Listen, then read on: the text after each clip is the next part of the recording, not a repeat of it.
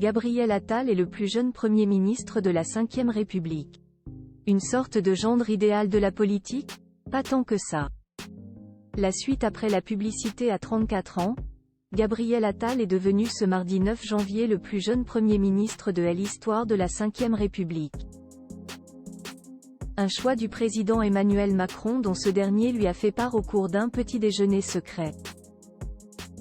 L'ancien ministre de l'Éducation nationale a pris officiellement la place d'Élisabeth Borne à l'issue d'une passation de pouvoir sur le perron de l'hôtel de Matignon en début d'après-midi.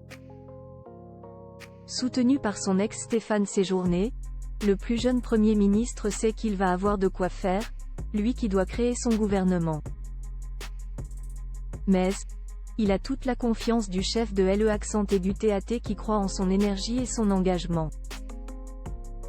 Un parcours éclair donc pour le politique mais aussi une image de gendre idéal qui lui colle à la peau. Et pourtant, Le Figaro, dans son édition de ce mercredi janvier, révèle à quoi carbure le Premier ministre français. Des habitudes pas très saines. En effet, comme Élisabeth Borne avant lui, Gabriel Attal a une bien fâcheuse manie, la vapote. Nos confrères du Figaro expliquent que le déjà grisonnant Premier ministre est un jeune homme anxieux, qui carbure au Coca Zéro et à la cigarette électronique. Et ne ratant aucune ligne de ce qui est raconté sur lui. Dès Élisabeth Borne à Gabriel Attal, Coca-Cola trouve sa place au gouvernement plus d'une fois, Élisabeth Borne a été vue succombant à son addiction, vapotant dans l'hémicycle de l'Assemblée nationale. Jusqu'ici, Gabriel Attal, lui, a été plutôt discret.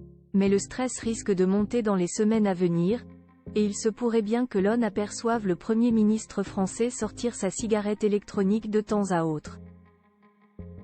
Et si Élisabeth Borne, sa prédécesseuse, affichait une ligne athlétique, cela ne l'empêchait pas d'être aussi accro au Coca Light, révélé Paris Match. Le gendre idéal Attal, lui, a opté pour le Coca Zéro. Deux addictions pour cet anxieux qui poursuit son ascension fulgurante. En étant nommé à Matignon, il a pulvérisé de 3 ans le record de précocité détenu jusqu'ici par Laurent Fabius. La suite après la publicité.